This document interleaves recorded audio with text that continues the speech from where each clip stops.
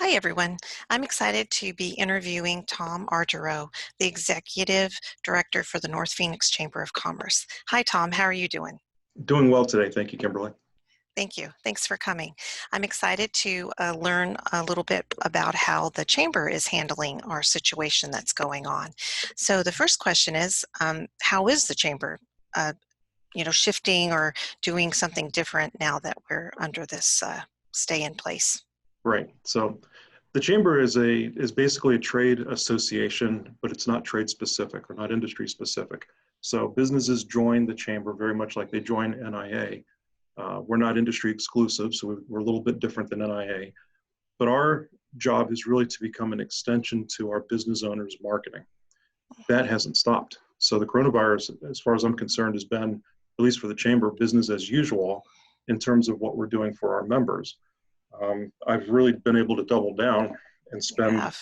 more time doing one-to-ones and catching up with chamber members and reviewing all the benefits that we provide them and helping them find one or two, three more things that they can add to their toolkit and leverage that we've been providing all along they weren't necessarily aware of or didn't know exactly how to use certain tools. So we've really increased our one-to-one time with chamber members. We've also taken a bit of a pivot, and since we're not allowed to be meeting for networking events, et cetera, we've been holding virtual meetings ever since March 20th, I think was our first They've been Friday great. night happy hour. Very well And attended. yep, our happy hours have been really well attended. We're doing 2 a week for the entire month of April.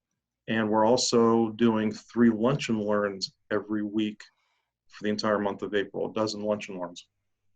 Because this is a time when I think our chamber members need to be taking action and not just frozen and panicking.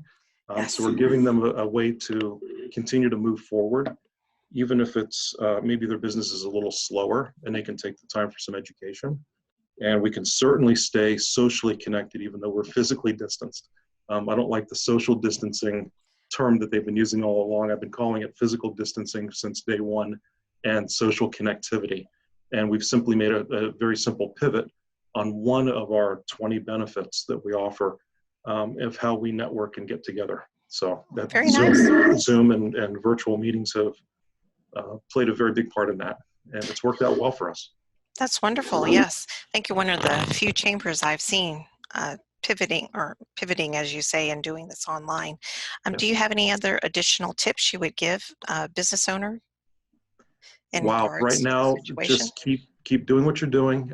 Keep focusing on marketing efforts. I understand cash flows are probably low. Stay as lean as you can, but don't retract to a point that you're not investing in your marketing. Because once you do that and the veil lifts and we're allowed to start running, your competition will be a step ahead of you. So That's a very good definitely stay point. on top of your competition by staying visible and staying relevant. It doesn't cost you anything to spend time on social media making posts. It doesn't take any extra effort to write press releases if you have a venue for getting them out, an outlet for them. It doesn't cost you anything to put meetings like this on Zoom and get them on a calendar, on a public calendar that is visible in the community. Keep running. Yes, exactly. That's one of the things I like is we actually have more time to meet one-on-one via Zoom Yep. than we did before. Do you foresee anything change, like as we go forward in the future? Do you see the chamber continuing to do like Zooms or anything like that? Absolutely. I would say we've picked up a new habit here of doing some kind of virtual meetings. We can't get everyone pulled together on a Friday afternoon for a happy hour, for instance. Typically, under normal conditions, when there's other networking events going on and other pressure on calendars. So I think we're going to continue doing something like virtual meetings, maybe once a week. I think we may keep up a once a week lunch and learn for a while. We're not going to have a dozen in a month when we get back to normal schedules. But if we do 3 or 4 in a month, I think that's probably going to be pretty solid.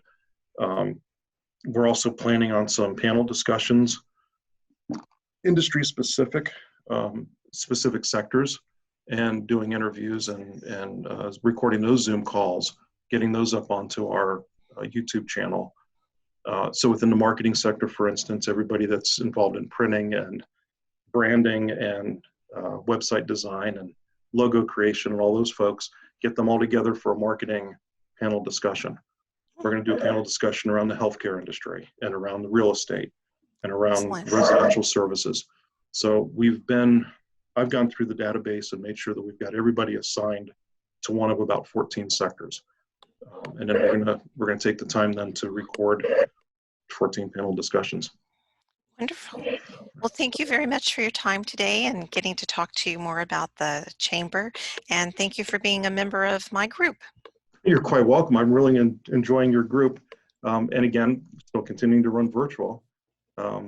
There's nothing that's stopping NIA from functioning. The app is a brilliant way to continue to move forward. I Yes. do have some other advice for business owners. Oh, yes, please do. One more thing that I would say, I attended a webinar this week put on by a gentleman named Michael Hyatt, and he talked about confidence in crisis. And he says that courage happens when you find the power to act. And the more that you act, the more confident you become.